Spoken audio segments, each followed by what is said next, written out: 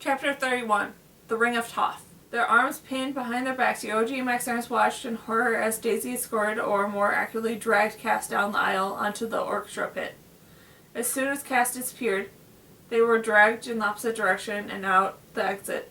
The guards pushed them roughly into the lobby, then wordlessly the guards went back into the auditorium.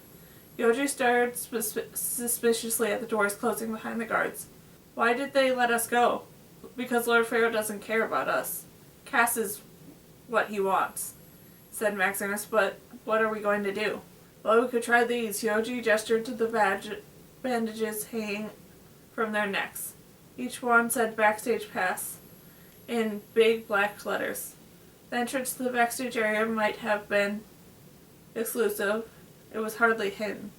On the contrary, it advertised a large illuminated sign. Backstage area, premium ticket holders only.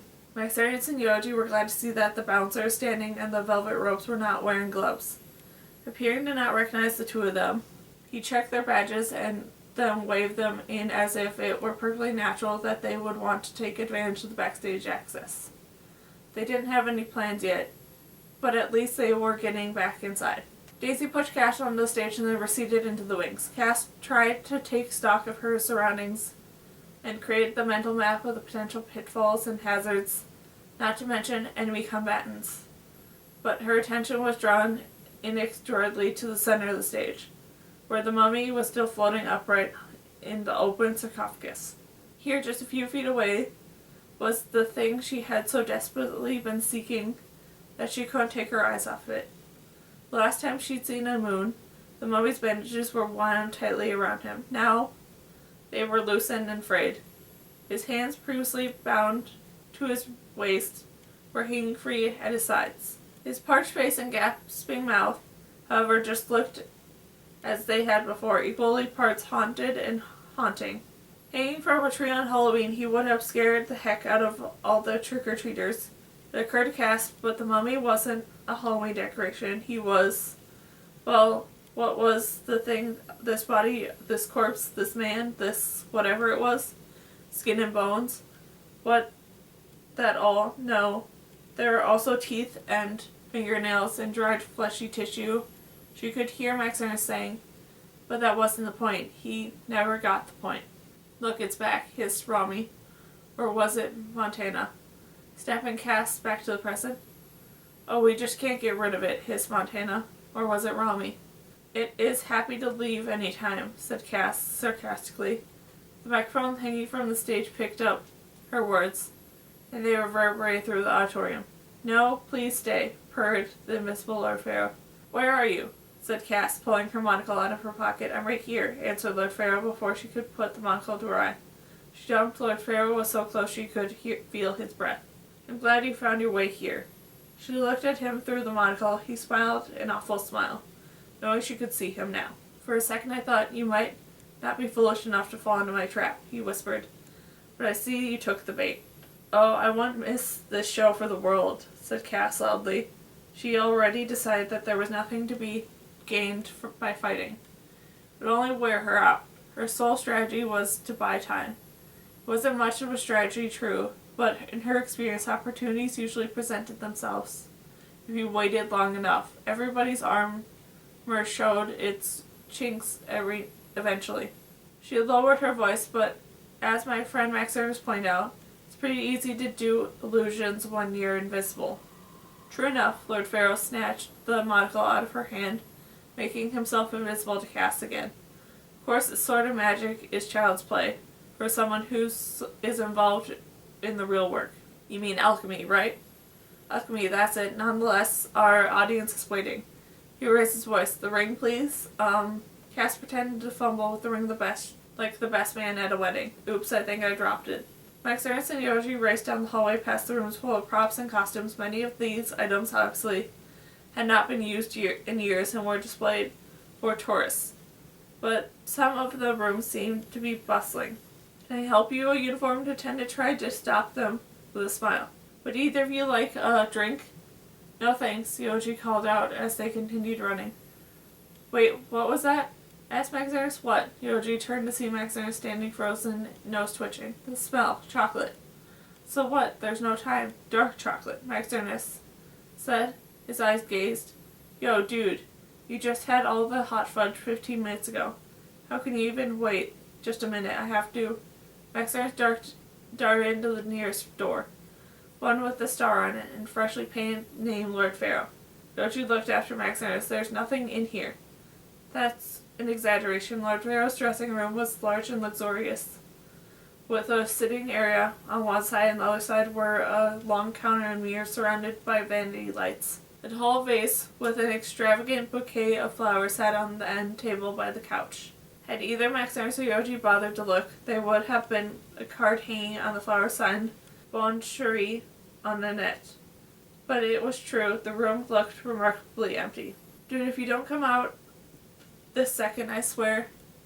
Max Ernest didn't appear to hear Yoji's words he was saying. Like a hunting dog trying to catch a scent. He stood in the middle of the room with his nose in the air. Forget it, I'm going to go rescue Cass by myself. No, wait, said Max Ernest, following his nose. Max Ernest walked slowly towards the end of the counter. He looked positively bewitched. Here, he said. When he reached the back corner, he held out his hand victoriously. What, there's nothing in your hand. Feel, said Max Ernest, walking out of the room. It's chocolate. Guess Lord Pharaoh thought he didn't have to hide it, because it's invisible. How about that? Yoji reached for Max Ernest's hand. Sure enough, he felt the bar. Max Ernest yanked it away. Not just any chocolate. I've only ever smelled this once before, but I recognized it anywhere, said Max Ernest, holding the invisible chocolate so its nose was inhaling greedily. It's Senior Hugo's chocolate, the time travel chocolate. I knew Lord Pharaoh had mastered the formula. It was the only way he could have gotten here. With crazed look in his eyes, he moved his hand towards his mouth. Don't, Yoji grasped Max Ernest's wrist. You can't. Plus, there's no time to lose. Max Ernest stuttered, coming to his senses. Sorry, you're right. I don't know what happened. That would have been a disaster. No sweat. But you just gave me an idea. There is time to lose. Lord Pharaoh's time. 500 years of it. Say what? I'll explain on the way. Max Ernest started running down the hallway again. Yoji followed close behind, keeping his eye on his friend's hand. They had enough problems already without Max Ernest eating his way into another century. As Cass pretended to look on the floor for the ring, she felt one hand grab her arm and another hand grab her neck. Ow! The chain bit into her neck. Cass could feel herself choking. She struggled, but there was no use. So sorry, said Lord Pharaoh, not letting go. He tugged harder and harder until the chain broke. She clutched her throat, gasping for air. I knew I didn't like necklaces, she said under her breath. Thank you, said Lord Pharaoh, holding the ring of Toph in his invisible fist. He let the chain drop to the floor. Ladies and gentlemen, we can have a hand for the young Cassandra. The applause track resumed. The skeleton sisters clapped stiffly, like hosts in a game show. You may take your seat now, Cassandra, said Lord Pharaoh. Two gold-painted muscle men came up behind her and grabbed her from both sides. No thanks, I think I'll stay, said Cass. She still didn't know how she was going to stop him, but she had to try. All the better. You shall see my victory up close, said Lord Pharaoh. Men, the jars?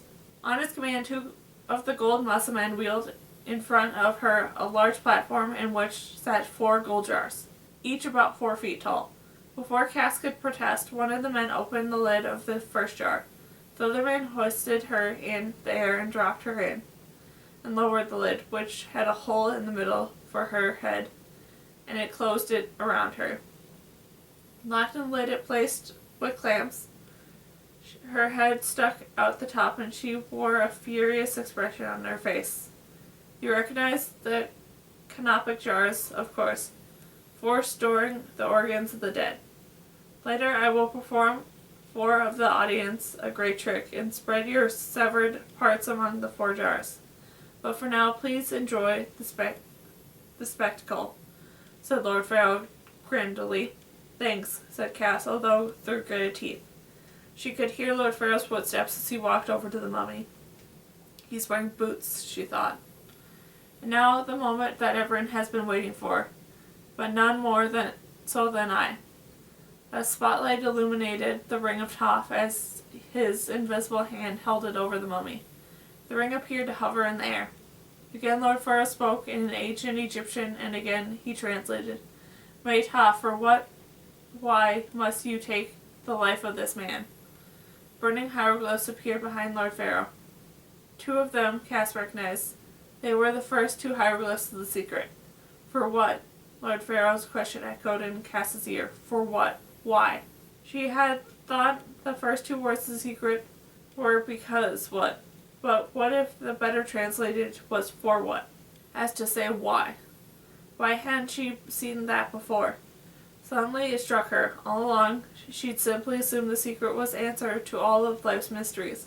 But the secret wasn't an answer at all. The secret was a question.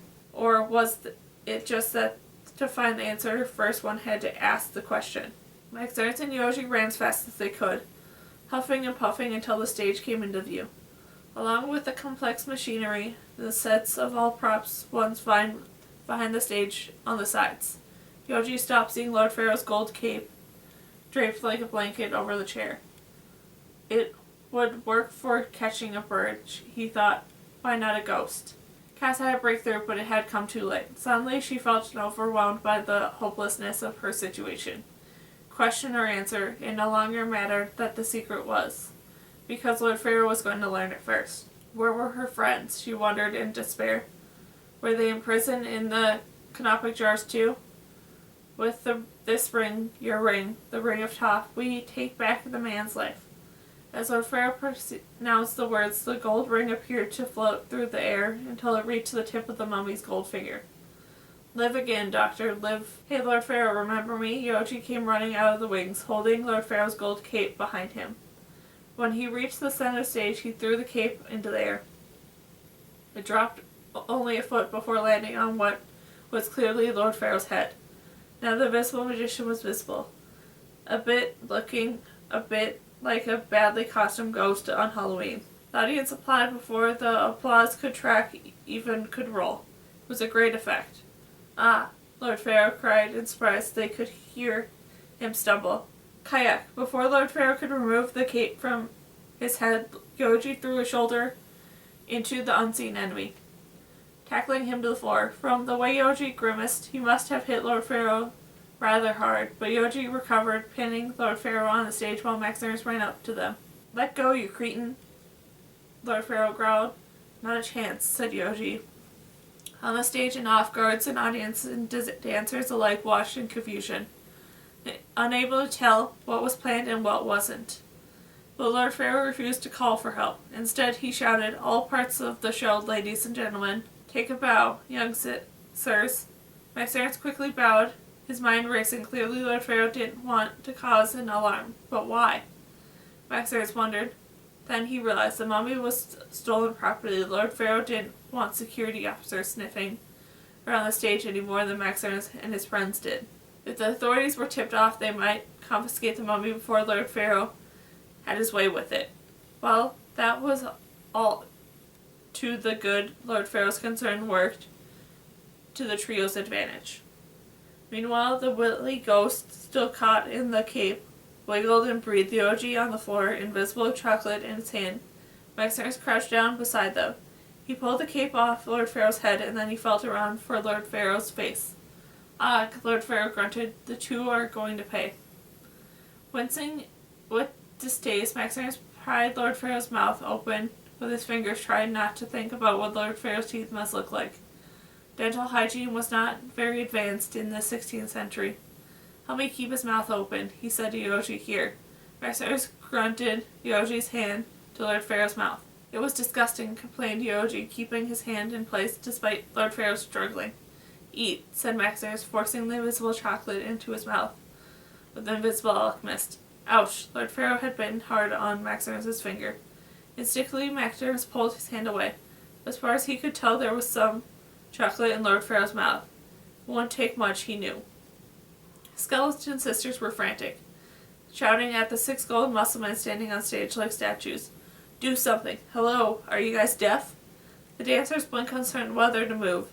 Still hunched over Lord Pharaoh, Yoji and Max Ernst could feel the back of his body convulsing under the cape. I think it's working, said Max Ernst. First, Lord Pharaoh's legs and his arms seemed to melt into the stage. By the time one of the dancers broke rings and ran towards them, it was too late. There was nothing left of Lord Pharaoh had only a satin cape laying on the flat floor. The audience applauded madly. "Nice work, bro," said Yoji, breathing hard. "What happened?" asked the dancer, sweat destroying his gold makeup. "He went home," said Max Ernest. And it was true. Lord Pharaoh was now the problem of another age. The skeleton sisters screamed, "And Annette!" Then they ran up the stage. Max Ernest looked up at the box balcony on the side of the theater just in time to see the flash of the blonde hair and shimmering gown. How long had Miss Mavis been there? In a blink, she was gone. For good, Max Ernest hoped. And the Malay brawny dancers, who had been watching over Cass, rushed in the center of the stage, letting go of the jar that confined her. How to get out? She felt around. But the jar was locked from the outside. She had an idea, however. Although the jar was painted gold, she could tell by its texture it was pottery. She wiggled around, rocking the jar until it fell onto the floor with a crash. Ow! The pottery sides broke, just as she'd hoped they would, leaving a bit of her a bit banged up but free. Cass scanned the area around where Lord Pharaoh had been. At first she didn't see what she was looking for, then it was there, right at the foot of the mummy. She darted across the stage and lunged for the ring. The monocle was lying nearby. For good measure, she pocketed it too. Cass, her friends called out to her, but Cass didn't hear them. She was already standing in front of the mummy. The ring fit perfectly on the mummy's gold finger. The Cass spilled it over the knuckles. The ring seemed to lock in place. Sliding sparkles flying in all directions.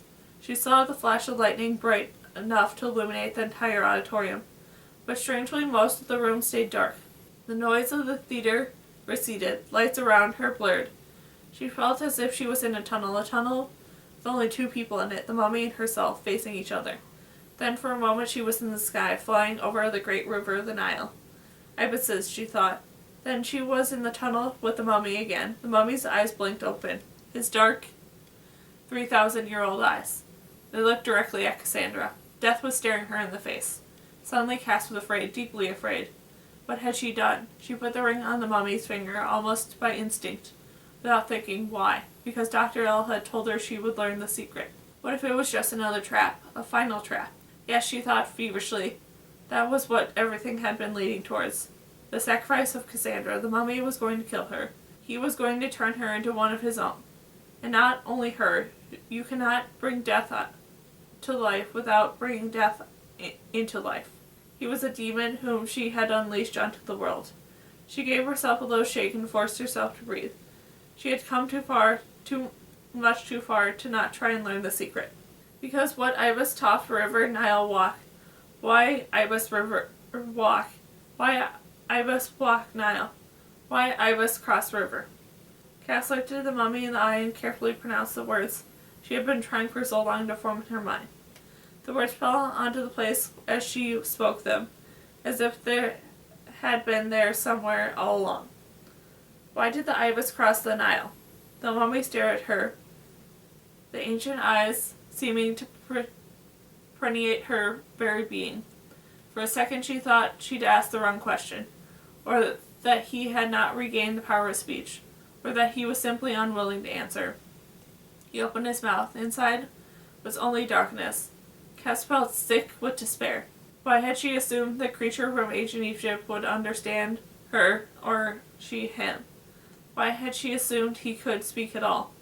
Then the voice so deep it seemed to not come from the mouth of the man, or even the mummy, but from the mouth of the volcano, the voice that would rattle buildings, shake mountains. The mummy repeated her question. Why did the ibis cross the Nile? She nodded, shivering. He laughed a deep, rumbling laugh. To get to the other side, of course.